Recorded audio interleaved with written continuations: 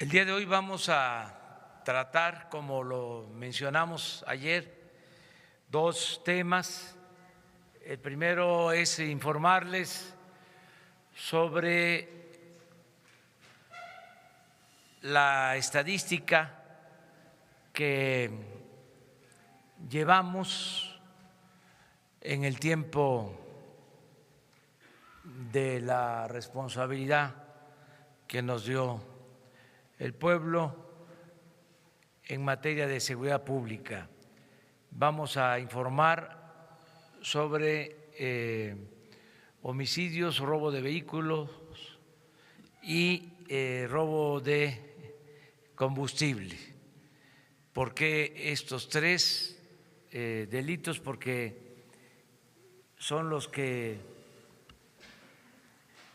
hemos tomado como referencia para medir el grado de violencia, de inseguridad que se padece en el país. Son delitos en los que se puede tener más certeza sobre lo que realmente sucede. Hay delitos que no se denuncian, hay mucha cifra negra en lo que tiene que ver con delitos de robo a casas habitación, robo a transporte, secuestros, pero homicidios, robo de vehículo, son delitos que sí se denuncian, se tienen que abrir carpetas de investigación en estos casos, lo mismo en lo que se relaciona con el robo de combustible, porque se lleva un reporte desde hace algún tiempo todos los días de lo que se roban de combustible. Se decidió sobre este tema, informarles sobre este tema, porque ayer se dio a conocer una información sensacionalista, no apegada, según nuestro punto de vista y según nuestros datos, a la realidad. Se habló de manera ligera de que había un incremento del 65% en delitos violentos, cosa que no coincide con lo que realmente ha sucedido. Nosotros no habíamos querido informar sobre estos datos que utilizamos diariamente porque estábamos afinando el sistema de información. No encontramos un sistema de información que nos indicara lo que sucede diariamente en toda la República. Lo fuimos haciendo, todavía incluso está en proceso de perfeccionamiento, pero ya se acerca más a lo que sucede. Pero las circunstancias nos obligaron a ya dar a conocer esta información, lo que sucedió el día de ayer. Nosotros vamos a ser siempre respetuosos de la información, no vamos a ocultar nada. Tenemos ese compromiso, hablar con la verdad, pero también no vamos a permitir que se digan mentiras y vamos a ejercer nuestro derecho de réplica. Entonces, vamos a presentar esta información.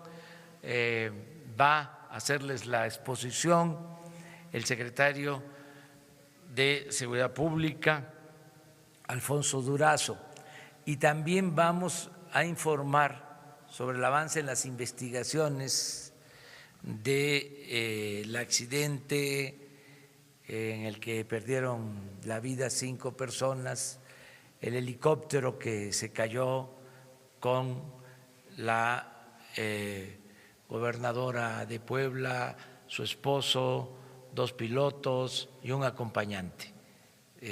Hay, como ustedes saben, peritos que están haciendo esta investigación y les vamos a informar, porque también hemos hecho el compromiso de conocer la verdad sobre este hecho lamentable, conocer toda la verdad, y para eso se pidió apoyo, ayuda a especialistas internacionales. Hay, como van a conocer ustedes, hay especialistas de Canadá, estadounidenses y europeos trabajando en esta investigación. Yo ya termino esta introducción, este antecedente, solo expresando mi felicitación al Poder Judicial, un poder independiente, un poder autónomo que el día de ayer eligió al presidente de la Suprema Corte de Justicia. Los ministros que integran la Suprema Corte de Justicia de la Nación eligieron de manera libre, democrática, a el ministro Arturo Saldívar, que según la información de dominio público es un abogado honesto, recto, que va, estoy seguro, a actuar con apego a la legalidad y va a hacer valer el Estado de Derecho. Ayer le hablé para felicitarlo y reiterar nuestro compromiso de ser respetuosos de la independencia, de la autonomía del Poder Judicial. Eso es lo que puedo también expresar, mi satisfacción por esta elección democrática de ministros de la Corte para elegir al presidente, al licenciado ministro Arturo Saldívar. Ahora sí, vamos a darle la palabra a Alfonso Durazo. Gracias, señor presidente. Bueno, pues como se había ofrecido el día de ayer, el día de hoy presentaremos la metodología y fuentes de información para responder a la información equivocada, falsa, que presenta el día de ayer el diario Reforma. Presento a continuación un contexto de enfoque para la respuesta. Primeramente, existen diferentes fuentes oficiales que monitorean la evolución de los homicidios en México, entre las que se encuentran el reporte anual de fallecimientos por homicidios del Instituto Nacional de Estadística y Geografía. Fallecimiento por homicidios. Luego viene el reporte mensual de homicidios dolosos del Centro Nacional de Información del Secretariado Ejecutivo del Sistema Nacional de Seguridad Pública. Y luego viene el reporte diario de incidencias de homicidios vinculados con la delincuencia organizada. Es importante recordar que estas tres fuentes miden diferentes fenómenos. La anterior, nomás aquí para el INEGI, decía, mide fallecimientos por homicidio doloso sobre la base de actas de defunción. El secretariado, homicidios dolosos medido por carpetas de investigación. Son dos conceptos distintos. Y el grupo interinstitucional, que es el que hace acopio de información sobre homicidios dolosos y culposos y sobre robo de vehículos y el reporte sobre robo de combustible. Este grupo trabaja diariamente y presenta la información para el Gabinete de Seguridad. Viene luego, adelante, este es el comparativo de las diferentes fuentes para que ustedes se den una idea. Aquí viene en la línea azul, este es el reporte del INEGI, que tiene la característica de ser anual. Luego viene el reporte del Centro Nacional de Seguridad Pública, que mide homicidios dolosos por carpetas de investigación. El primero es por actas de defunción, y aquí está la medición desde 2008 para el secretariado. Y finalmente viene la medición del diario Reforma. La verdad es que cualquier gobierno podría tomar ventaja de la información equivocada de Reforma, puesto que está muy por debajo de la cifra real de homicidios dolosos que se cometen en el país. Pero no vamos a aprovecharnos del error de un periódico, no, estamos trabajando con cifras oficiales. Adelante. Ahora, si me permiten, quisiera presentar a ustedes, con todo respeto, pero es importante contrastar la metodología para aceptar la validez de una información. Primeramente, los errores, 5 fallas identificadas en la metodología de Reforma, algunas de ellas fueron expresadas ayer por analistas políticos. Número 1, no se basa en un concepto delictivo claramente definido. Contrario a las mejores prácticas, Reforma no define explícitamente qué entiende por ejecuciones. Para contar con una metodología sólida, se requeriría de una definición técnica y un mecanismo de estandarización de este delito, obviamente con apoyo de expertos, tal como lo hace el Centro Nacional de Información del Sistema Nacional de Seguridad Pública y el INEGI con otros delitos. Número 2, no es replicable. Reforma no transparenta sus fuentes ni sus criterios de inclusión ni clasificación.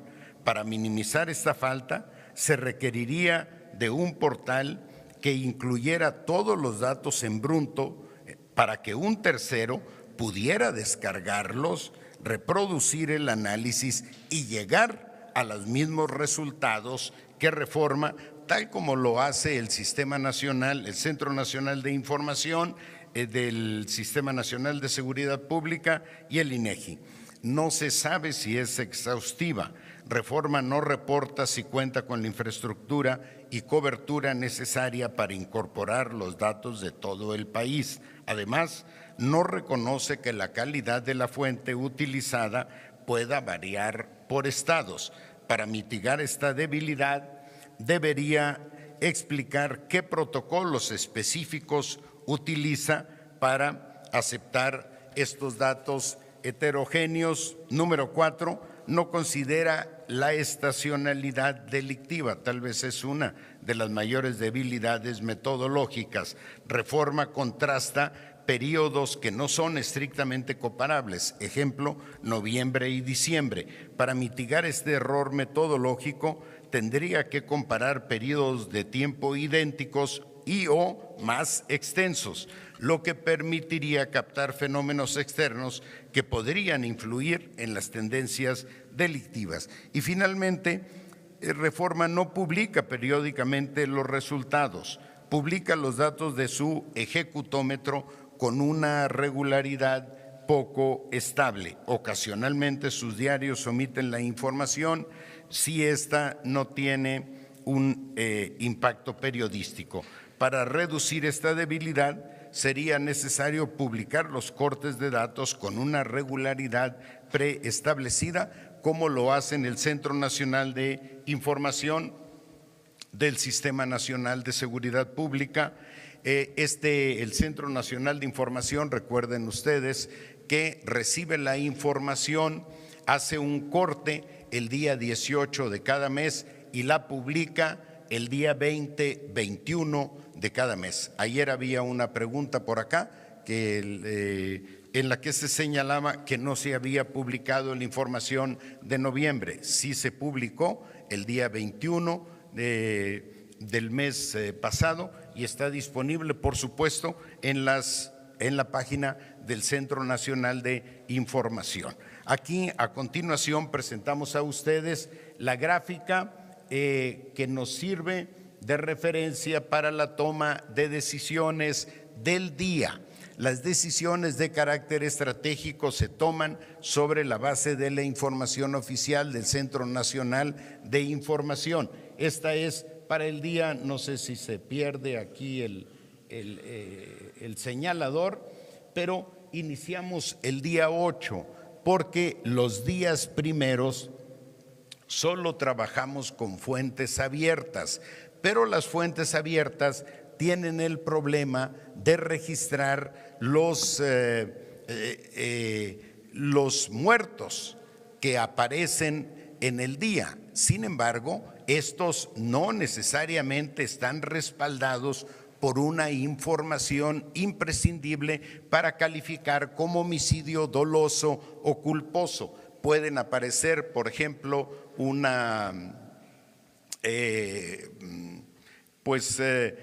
muertos en algún lado y se registran aunque esos hechos o esos homicidios no se hayan cometido en este día. Entonces, en la primera semana consolidamos nuestra información y le fuimos agregando valor. Aquí está la gráfica de tendencia de los homicidios dolosos. Aquí está el día de antier, fueron 64. El día anterior 75, el día previo 66 y así pasamos a la siguiente gráfica, por favor. Aquí están las fuentes, son las fiscalías, las procuradurías generales de justicia de los estados. Aporta información Sedena, Semar, la Secretaría de Seguridad Pública a través de la plataforma México, la Procuraduría General de la República a través del CENAPI y Pemex. Toda esta información se concentra en una mesa que llamamos General de Inteligencia y de ahí sale finalmente la información cuya gráfica he presentado anteriormente. Adelante. Esta es la gráfica de vehículos robados y a su izquierda están los estados en donde suceden estos robos con el porcentaje que representan en el conjunto nacional. ¿Por qué robo de vehículos? Porque todos los robos de vehículos se reportan, ahí no hay cifra negra. También tiene una tendencia decreciente. Adelante. Y aquí viene el tema del robo de combustible, que este es un reporte que nos hace Pemex, Petróleos Mexicanos. Aquí está el día primero y ahí viene el comportamiento del robo de combustibles.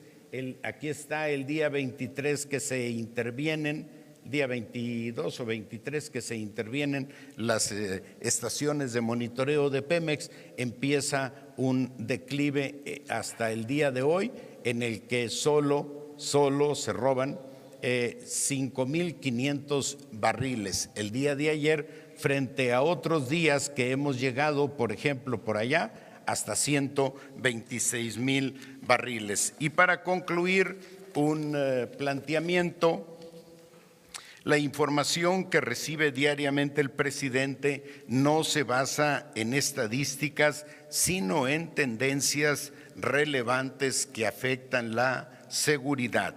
Número 2, de hecho, la información desarrollada por la Mesa General de Inteligencia solo es para fines de carácter táctico estratégico. En todo caso, las estadísticas oficiales solo se reportan por el Centro Nacional de Información. Sin soslayar la información publicada por Reforma, se hace una atenta invitación a que compartan su metodología y datos para cruzarlos con las estadísticas oficiales que reporta el Centro Nacional de Información.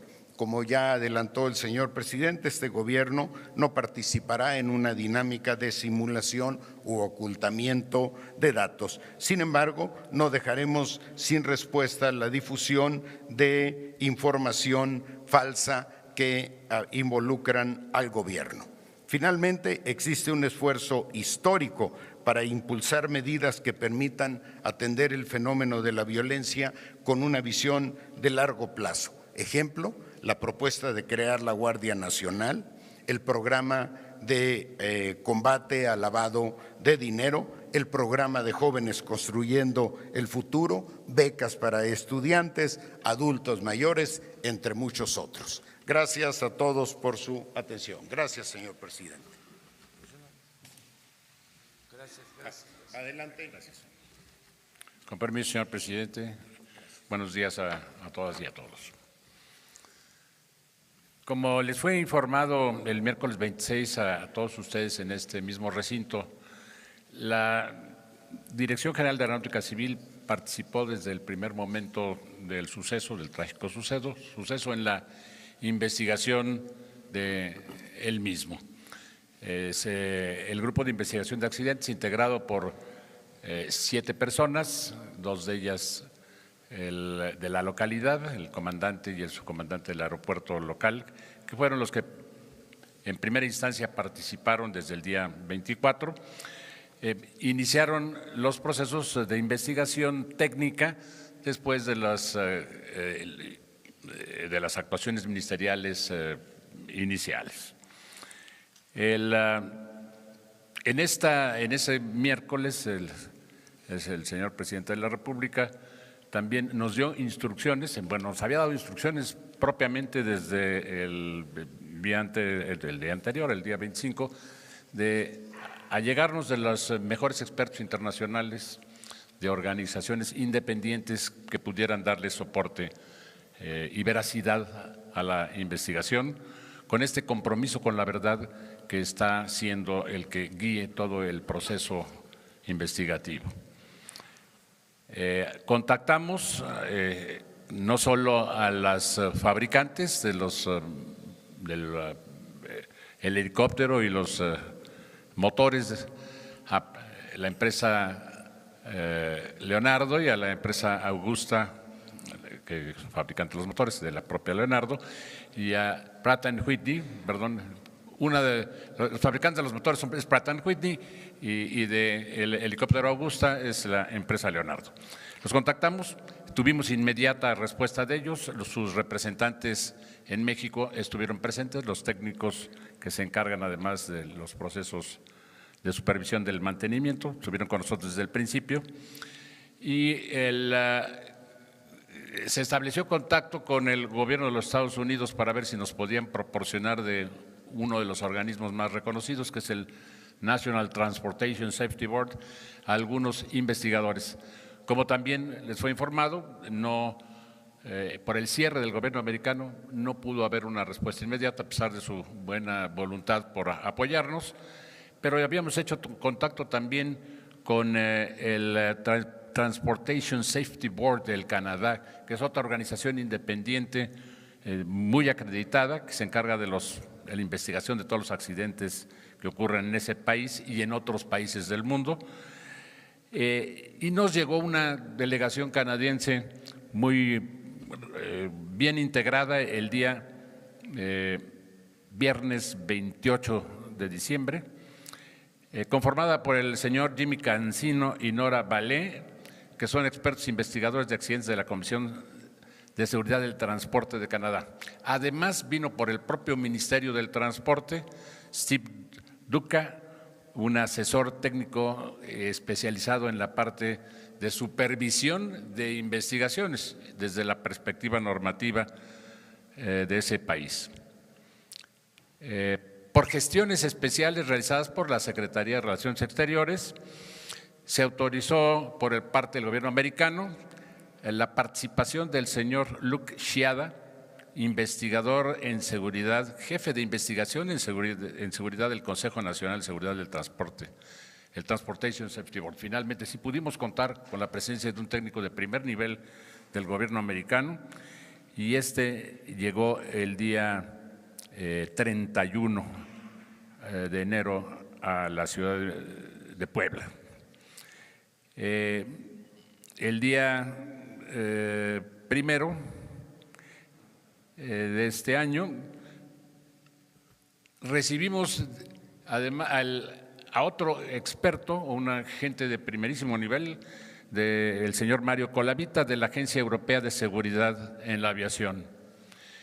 Esta persona además hizo contacto con las propias autoridades italianas a las que nosotros habíamos invitado para participar, para que el organismo independiente, también investigador de accidentes de Italia, país fabricante del helicóptero, pudiera participar con nosotros, y nos confirmaron que también vendrían 2 técnicos italianos mismos que se encuentran en este momento arribando al país.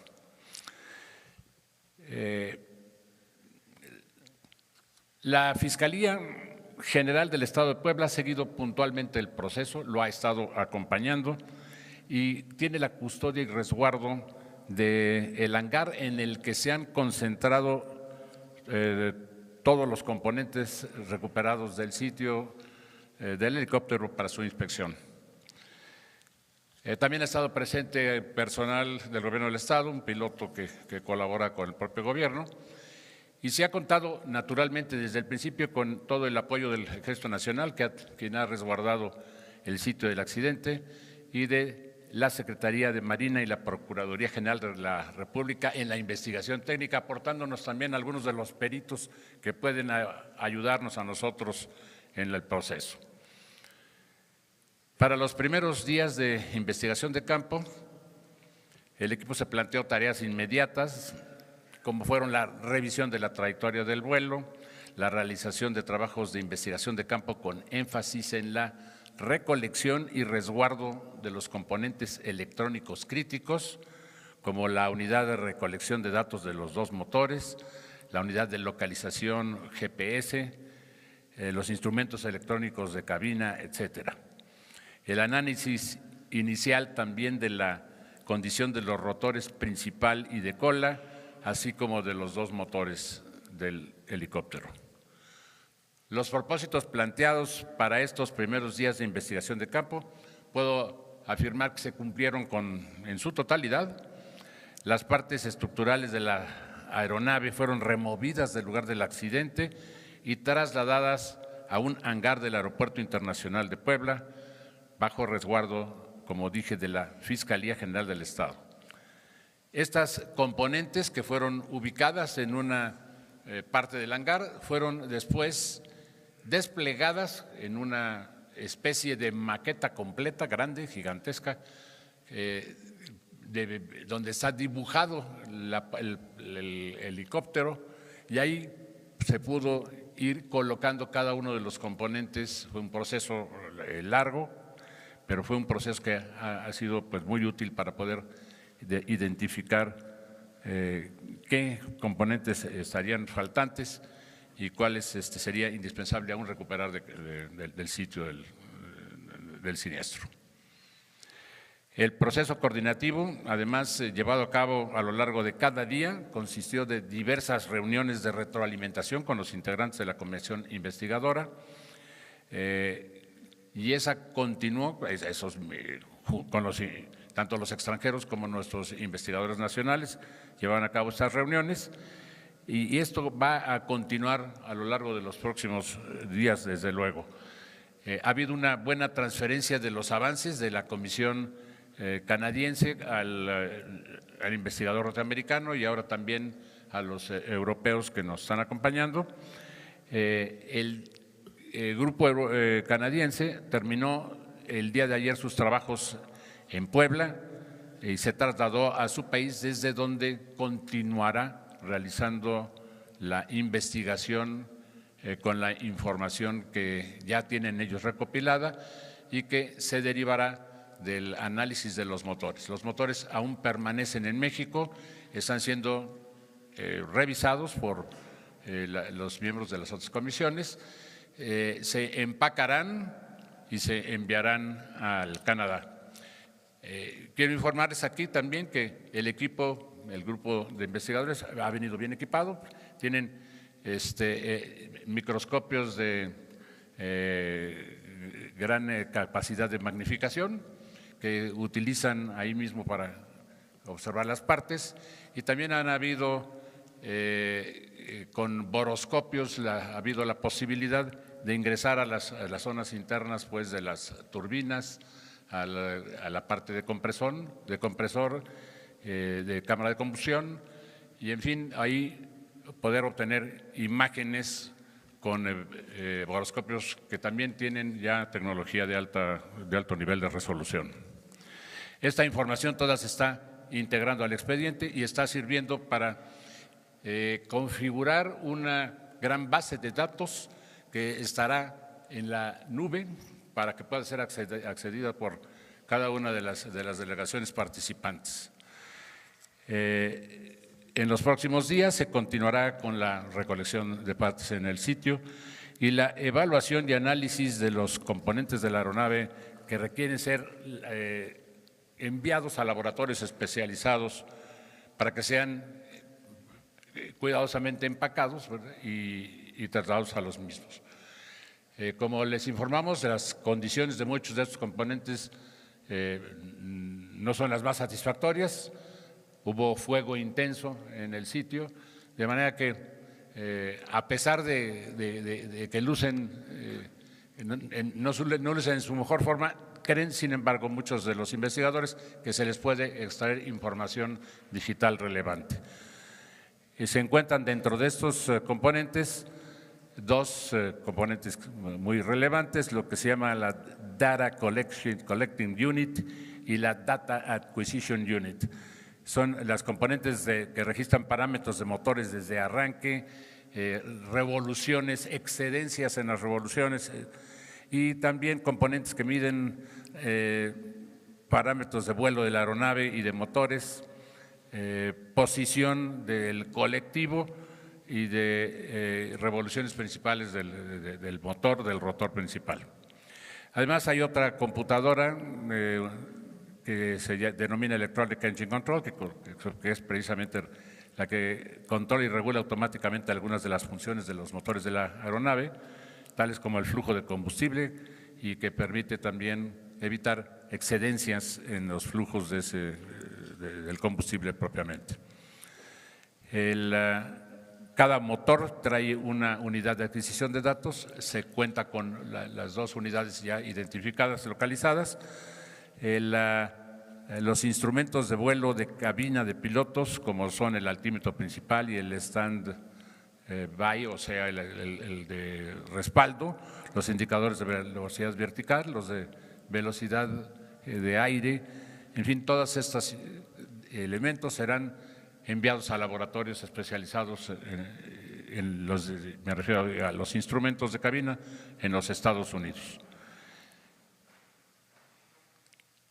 En paralelo, la Dirección de Aeronáutica Civil se dio a la tarea de recolectar la información de vuelo de tripulantes, los récords de mantenimiento de las aeronaves y de los motores, así como la información meteorológica del área en el momento del evento, las transcripciones de comunicación entre pilotos y los servicios de tránsito aéreo y el plan de vuelo. Todo esto está siendo analizado también por la comisión en su conjunto. Esperamos mantenerlos informados. Como ustedes imaginan, hay una enorme cantidad de fotografías que se han tomado, se han integrado esas imágenes y esperamos poderles dar en el curso de una semana una imagen gráfica un poco más clara de cuál ha sido el proceso que se ha seguido hasta este momento para mantenerlos permanentemente con esta relevante actividad que les dé certeza, ¿no?, de la confianza en que se está realizando una investigación en donde lo más importante es arribar a la verdad. Muchas gracias, señor presidente. Muy bien, pues este es el informe del día de hoy y empezamos con preguntas. adelanto que a partir de ahora, periódicamente, vamos a que coincida con el informe mensual que dan las instancias encargadas de registrar la incidencia delictiva, les presentemos aquí para que todos los ciudadanos sepan cómo vamos en nuestro propósito de garantizar la paz y la tranquilidad, que haya seguridad pública en el país. No es un asunto sencillo, estamos trabajando todos los días con ese propósito, pero al mismo tiempo estamos optimistas, seguros de que vamos a obtener buenos resultados, porque estamos haciendo lo que no se hacía antes, ya nada más con ese componente, con ese añadido. Antes no se atendía el problema de la inseguridad todos los días y no se hacía de manera coordinada. Ahora estamos todos los días atendiendo esto que nos preocupa mucho a todos los mexicanos. Entonces, sabemos que va a haber resultados. No es un asunto fácil porque se dejó crecer mucho el problema de la inseguridad y de la violencia. Sobre todo, no se atendieron las causas que originan la inseguridad y la violencia. Si no hay crecimiento económico, si no hay empleo, si no hay bienestar, si no hay buenos ejemplos en la autoridad, si impera la corrupción, pues el resultado es inseguridad y violencia. Como ahora las cosas están cambiando, consideramos que vamos a tener buenos resultados, que vamos a entregar buenas cuentas. Lo mismo en lo que corresponde a la investigación que se está llevando a cabo por expertos extranjeros para conocer las causas por las que se cae el helicóptero en donde pierden la vida 5 seres humanos, 5 personas. Vamos a llegar a la verdad y no se va a ocultar absolutamente nada. Nuestro compromiso es ese, hablar siempre con la verdad. Ahora sí, vamos. Buenos días, Nelly San Martín del financiero Bloomberg. Quisiera preguntarle al secretario Alfonso Durazo si nos puede entonces dar la cifra correcta, si la reforma está equivocada, cuál es la cifra real de homicidios en este primer mes de gobierno, si nos puede explicar esa gráfica, sobre todo porque mencionaba que pudieron haberse aprovechado de la cifra de reforma, dado que está por debajo de la oficial. Y para el presidente preguntarle sobre la Guardia Nacional. Había dicho que se iba a crear para evitar simulaciones, sin embargo todavía no está legislada, todavía no es aprobado por el Congreso y ya están haciendo esta convocatoria para que los jóvenes mexicanos se unan a la Guardia Nacional. ¿No se trata entonces también de una simulación, también en el sentido de que usted había pedido que se llevara a consulta este tema? Muchas gracias. Bueno, contesto esto.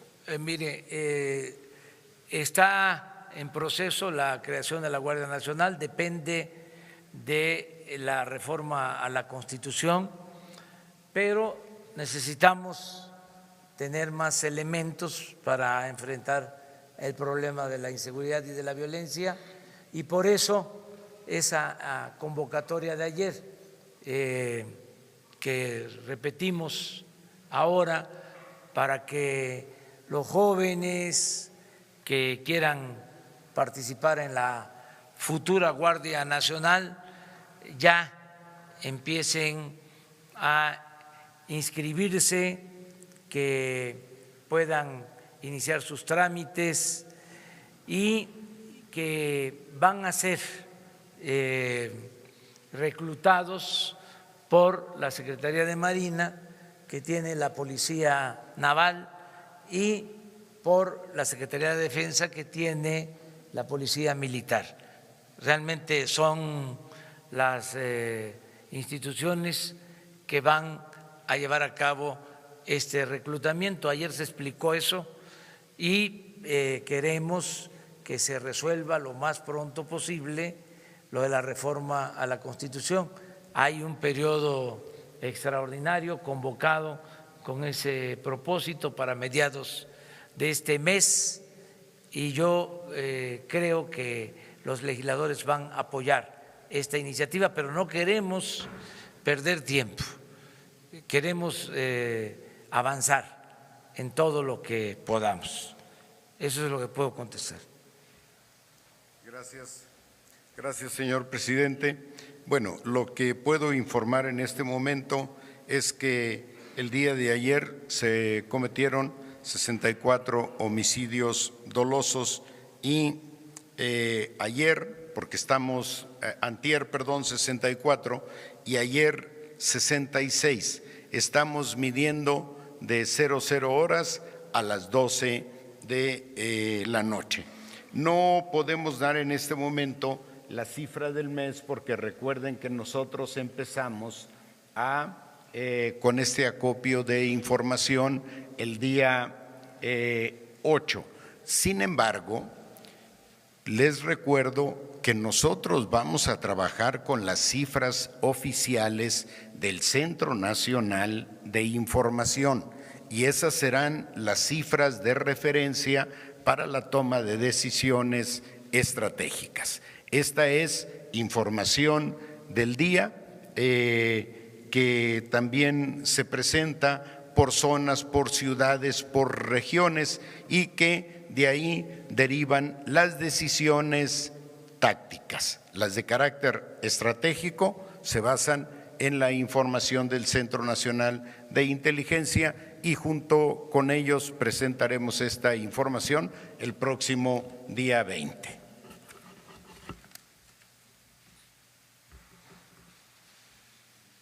Los dos. Ahí.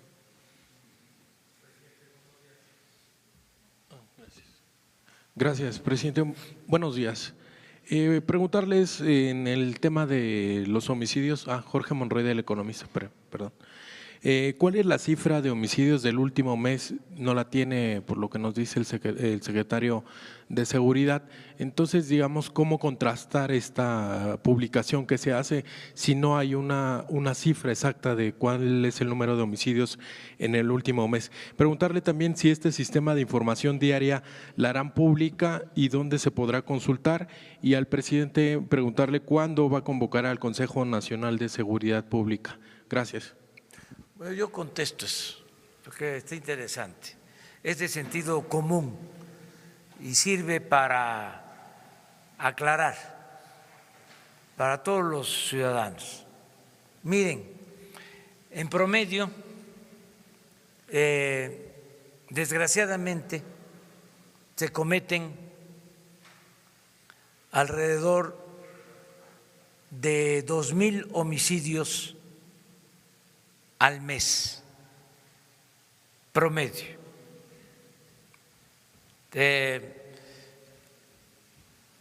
Al año 22,000, 24,000, hasta 26,000 homicidios.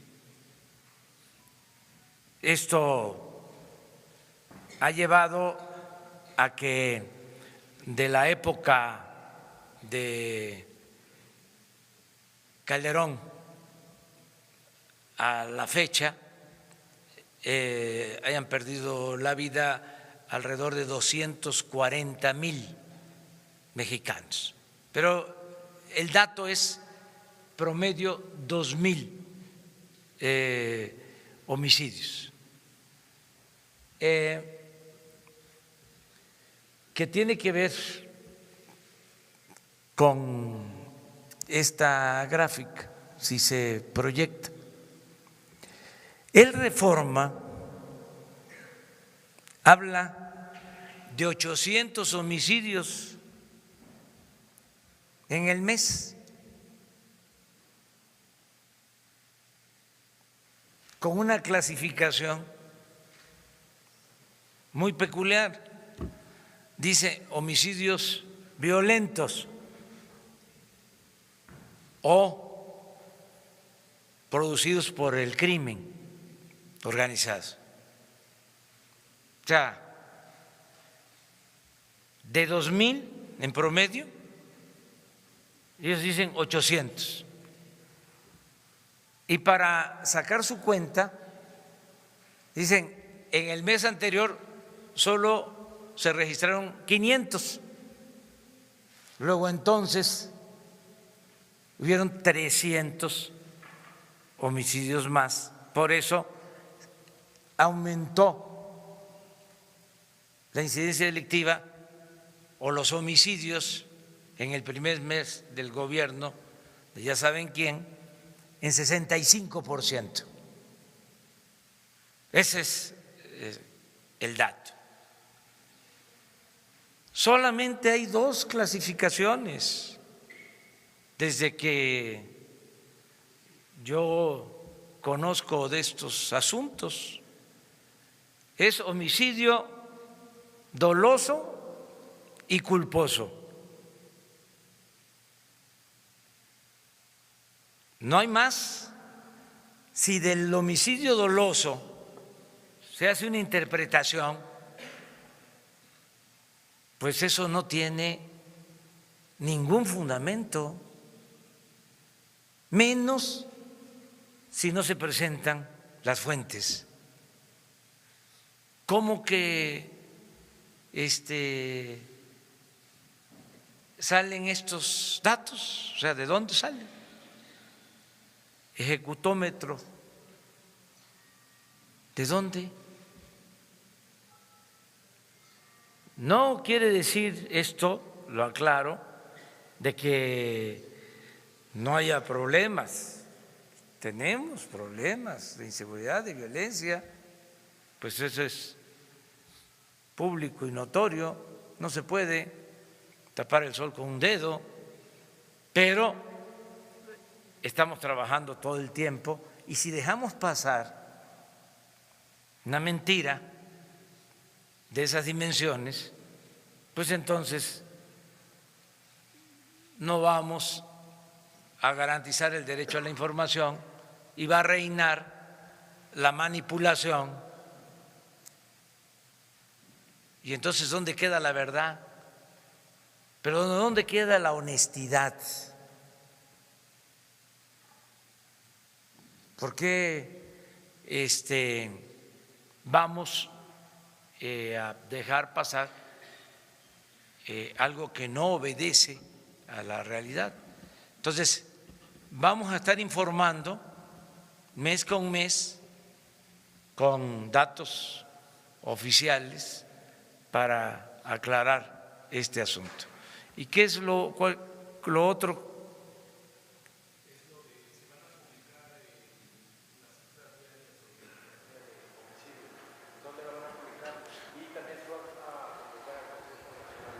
Sí, esto lo tenemos nosotros, lo vemos diariamente, ¿sí? Vamos inclusive a subirlo, esto que estás planteando, vamos a transparentar todo, ya diario, lo vamos a subir, ya es ya un acuerdo que tomamos aquí y punto. Porque si informamos, evitamos la manipulación. Entre más información, mejor. Así no van a poder inventar cosas y reconocer si tocó madera, se nos descontrola pues explicarlo y decirlo. Somos gobernantes y actuamos de buena fe y queremos contribuir a que las cosas mejoren en el país, pero hay circunstancias muy complejas, difíciles. Sin embargo, estamos optimistas y pensamos que vamos a enfrentar los desafíos, los retos, y que vamos a salir adelante por el bien de todos. Y la reunión del Consejo Nacional de Seguridad se va a llevar a cabo, como lo establece la ley. Estamos prácticamente sesionando diario, porque los integrantes del Consejo de Seguridad, la mayor parte, pues son los que se reúnen todos los días por la mañana.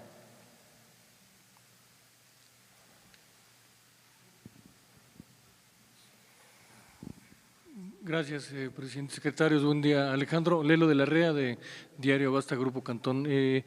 Presidente, en la gráfica estoy viendo que son 23 días los que están reportando, haciendo una operación aritmética muy rápida, son alrededor de 1.700 homicidios en 23 días.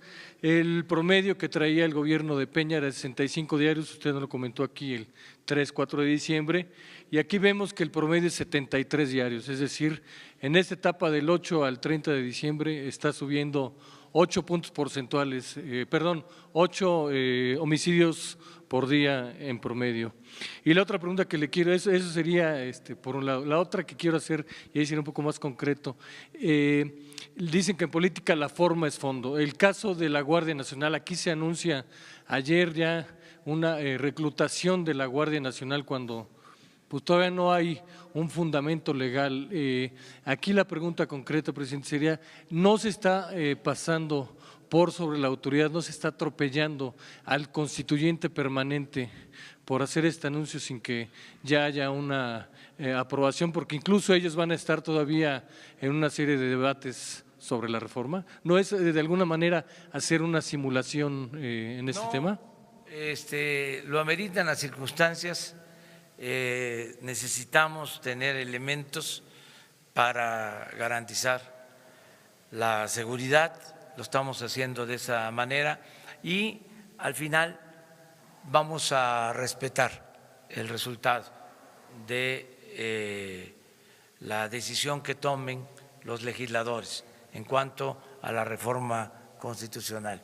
Y acerca de los datos, pues así como se está planteando, es bastante ligero. Yo sostengo, aunque respeto tu dicho, yo sostengo que aún con pequeña disminución, ¿sí?, hay una tendencia a la baja a partir de que entramos. Esto.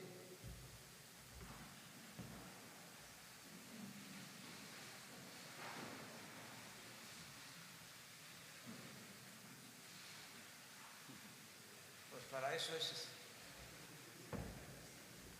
esa línea, pero vamos a esperarnos.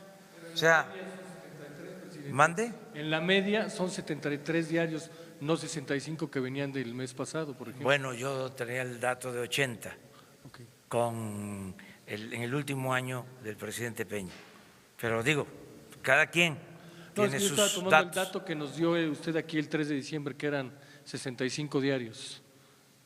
No, nunca di, ojalá estuviese así. No, está más arriba de eso, en promedio. Pero vamos poco a poco a ir aclarando y esta información se va a conocer al dedicho.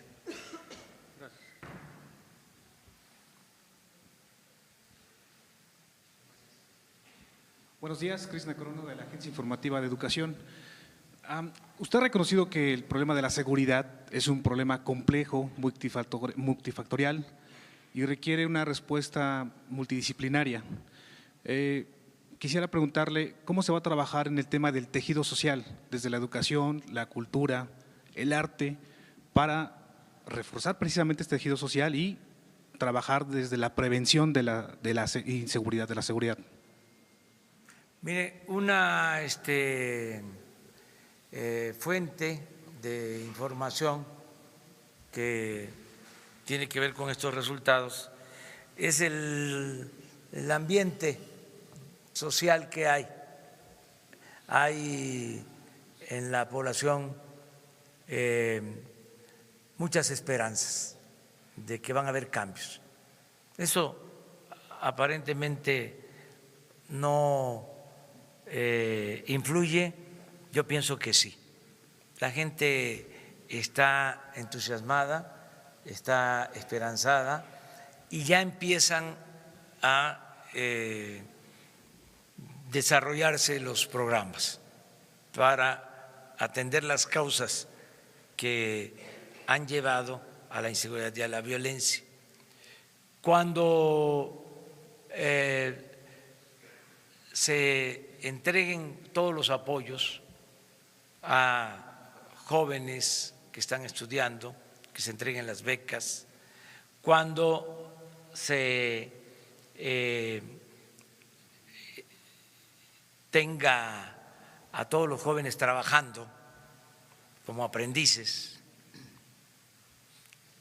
cuando los adultos mayores reciban el doble de su pensión, cuando haya más posibilidades de empleo, mejor remunerado, pues esto va a cambiar, esta situación va a cambiar.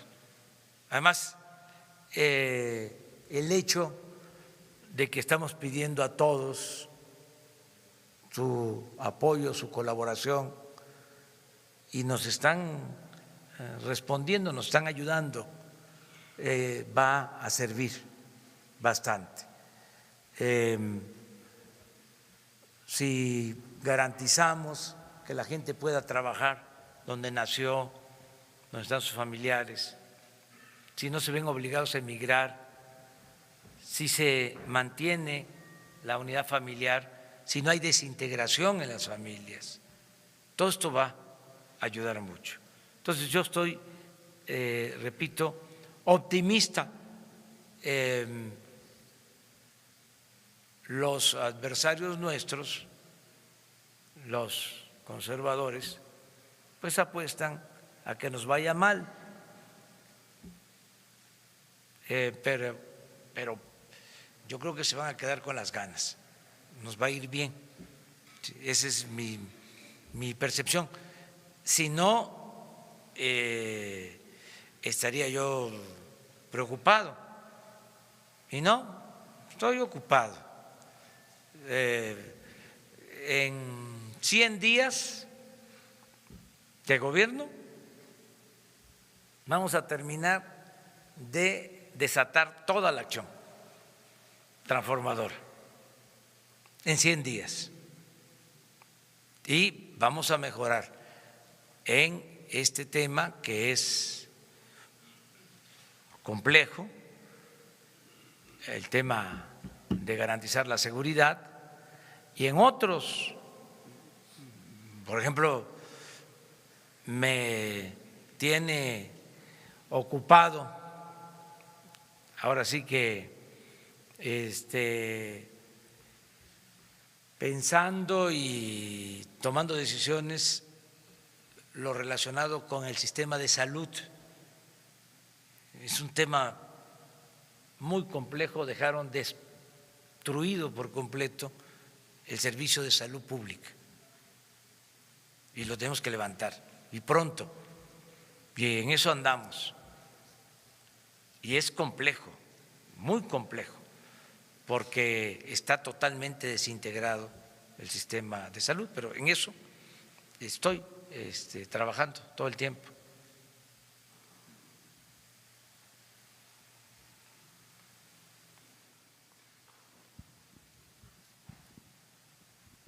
Alberto Rodríguez, de CDP Noticias. Sobre el peritaje, sobre los datos que nos acaban de dar del accidente del helicóptero, no hay un dato duro como tal, o sea, todavía tienen que llevarse a Canadá los motores y las partes, etcétera, etcétera. Pero vamos, de lo que tienen ahorita, ¿ya se puede descartar alguna línea de investigación? Y por otro lado, aprovechando que está el secretario de Comunicación y Transporte, usted había dicho en días pasados que las obras del aeropuerto de Texcoco iban a quedar completamente canceladas el 4 de enero, que ya es mañana. ¿Sí va a suceder esto? Gracias. En relación a la primera pregunta, no tenemos ninguna cuestión diferente a lo que se ha informado. No vamos a especular ni vamos a decir que esto puede ser así o puede ser de otra manera. Vamos a esperar todos los dictámenes, todas las definiciones técnicas para después dar un punto de vista. En estos casos no se debe especular. Por instrucciones del señor presidente, sí se plantea de que toda aquella modificación o nueva aparición de información se va a dar a conocer. Habrá una absoluta transparencia. En cuanto los técnicos nos digan, hemos encontrado esto, hemos visto esto, nos faltó esta pieza, no hay esto, la computadora dice esto, lo haremos de su conocimiento. Pero no vamos a especular en lo absoluto de ninguna manera. En el caso del segundo tema, yo no dije que el día 4 íbamos a terminar esto. Se planteó que nosotros no podíamos tomar una decisión sobre la cancelación de los contratos, el término de la construcción del nuevo aeropuerto, sino hasta que se resolviera el tema de los bonos financieros, porque esto trae consecuencias difíciles.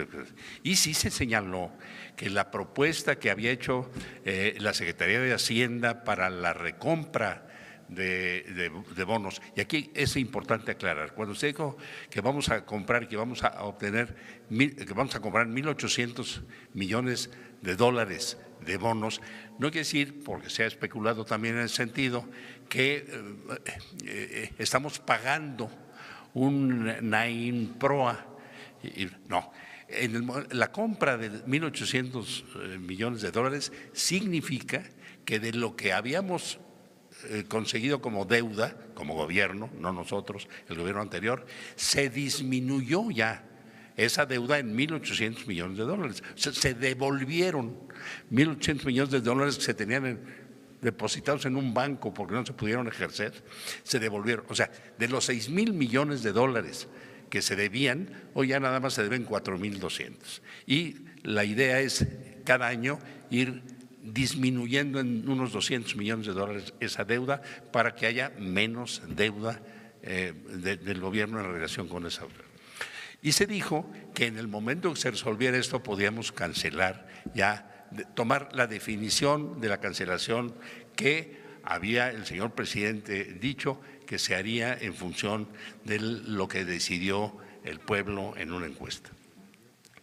Y se señaló el día 4 de febrero porque ese era el límite que se había planteado para la adquisición de los bonos, pero ese límite no se tuvo que esperar. O sea, mucho antes de esto, el 26 o 25 de noviembre, se logró la aceptación de la venta de los 1.800 millones de dólares y la aceptación de los que no quisieron vender sus bonos, porque tienen confianza en lo que pasó en el gobierno, aceptaron las modificaciones que nos permitían no asignar el crédito obtenido a la construcción de un aeropuerto en Texcoco, sino es un préstamo al gobierno que está garantizado por a través de Nacional Financiera por la tarifa del aeropuerto.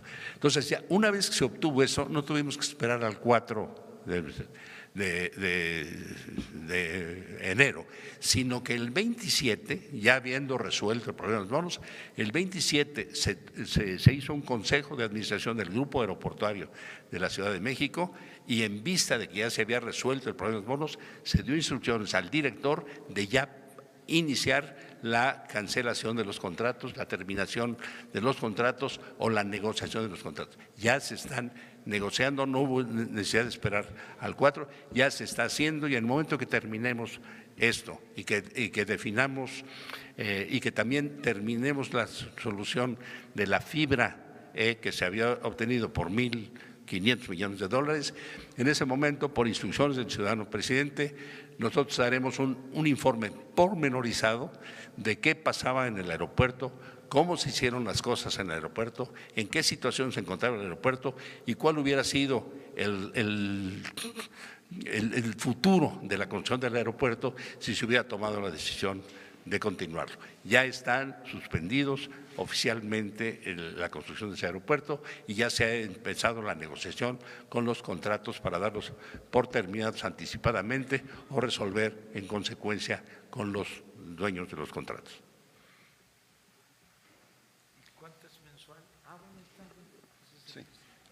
Nada más para complementar la información, recordarles a ustedes que el Centro Nacional de Información del Secretariado Ejecutivo publicó la cifra de homicidios dolosos del mes de noviembre y ascienden a 2.686.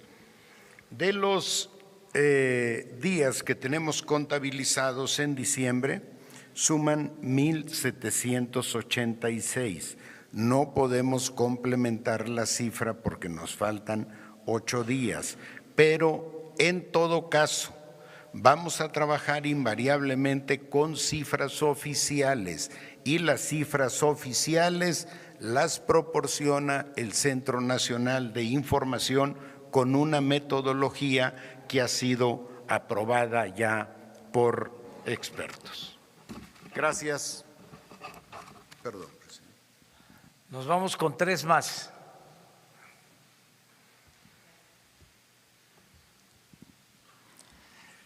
Gracias. Nancy Rodríguez del sitio Oro Sólido en Redes. Presidente, yo le quiero preguntar sobre otro saqueo criminal que está sufriendo nuestro país, que es el endeudamiento de los estados a través de los gobernadores. Pero yo le quiero preguntar el otro lado de la moneda.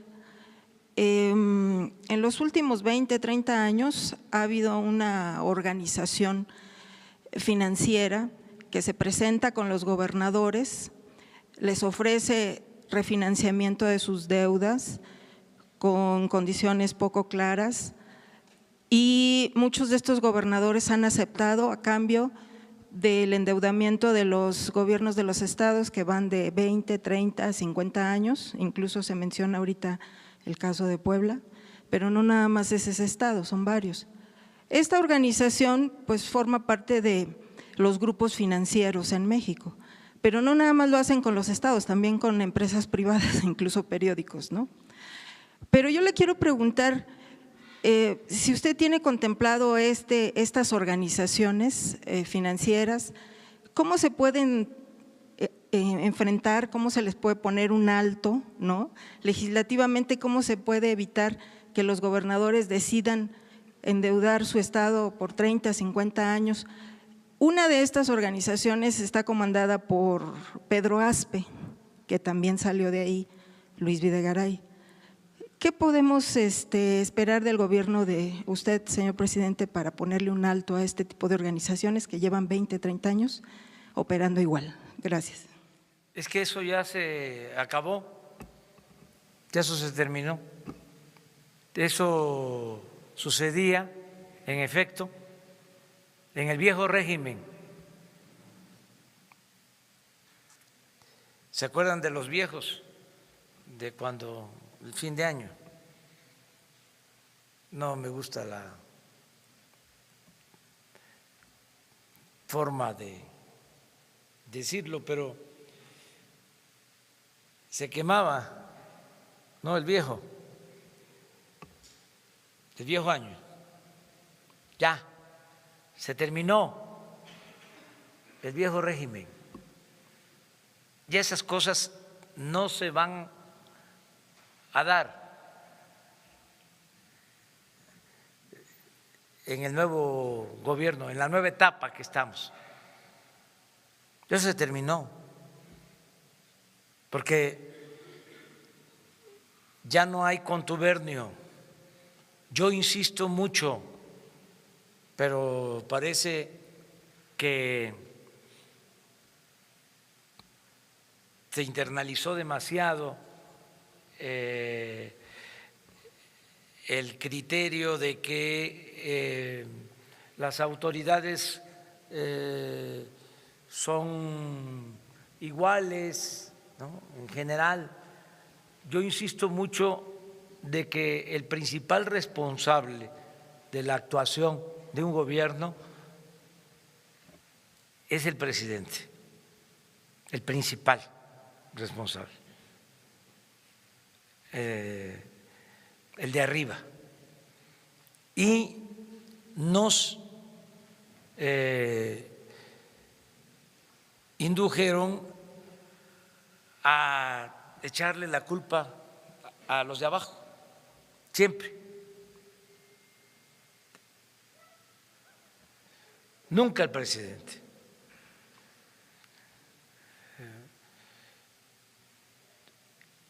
Y lo cierto es que el recto proceder del presidente define en mucho el comportamiento de un gobierno. Este tipo de cosas se daban por la autorización arriba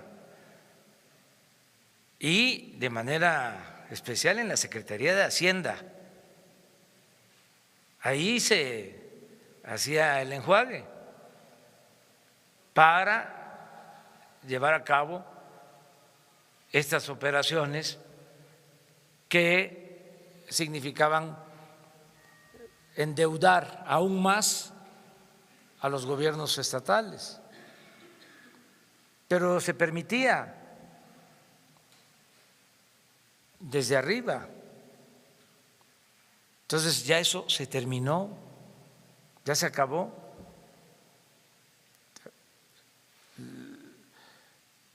Lo que está en cuestión es si nos metemos a investigar eso y a castigar esos procedimientos, esos actos en algunas ocasiones de corrupción, o vemos hacia adelante y ponemos punto final a esa pesadilla. Yo soy partidario de ver hacia adelante y del punto final, y que todos hagamos un esfuerzo para que nunca jamás se repitan esas atrocidades. Creo que la condena más fuerte es al régimen neoliberal. La condena más fuerte es a quienes impusieron este régimen para amedrar, para robar, para saquear, para llevar al país a la crisis que estamos padeciendo. Creo que eso es mucho más importante, esa condena, que como lo venían haciendo o quisieran que nosotros lo continuáramos haciendo, agarrar chivos expiatorios. Yo propongo, se trata de enjuiciar, vamos a agarrar a los de arriba. A ver, Salinas, Zedillo, Fox, Calderón, Peña Nieto. O vamos hacia adelante. Yo soy partidario de ir hacia adelante. Más porque no vamos a quedarnos empantanados. Vamos a que esto cambie de verdad, que podamos sacar adelante a nuestro país, que se acabe la corrupción. Yo mañana precisamente voy a dar a conocer mis bienes y todos los servidores públicos tienen que dar a conocer sus bienes y transparentarlos, porque ahora hay la posibilidad de que se puedan mantener en reserva por cuestiones de índole moral. Todos tenemos que dar a conocer los bienes. El que no dé a conocer sus bienes, alegando de que la ley no se lo exige, no va a poder desempeñarse en este gobierno. Transparencia es transparencia. Sí, pero todos van a dar a conocer sus bienes. Sí, nadie va a poder trabajar en el gobierno si no da a conocer sus bienes, si no transparenta sus bienes. A todos los niveles, familiares, todo, familiares cercanos. O sea, eso tiene que cambiar. Lo dije en la toma de protesta. El principal problema de México es la corrupción. No lo olvidemos. Me patea el hígado el saber que organismos internacionales como Transparencia Internacional nos coloca en el sitio 135 en corrupción. Como mexicano me indigna, me molesta, no puedo decir otra palabra. Eso se acabó. Se acabó porque además eso no tiene que ver con nuestro pueblo. Nuestro pueblo es honesto. Nuestro pueblo tiene buenos sentimientos. Nuestro pueblo es trabajador, es un pueblo ejemplar. Y un grupo de ambiciosos han manchado el nombre de México y han afectado la reputación de los mexicanos. Esto se acaba, me canso ganso. Ahí nos vemos mañana. Gracias.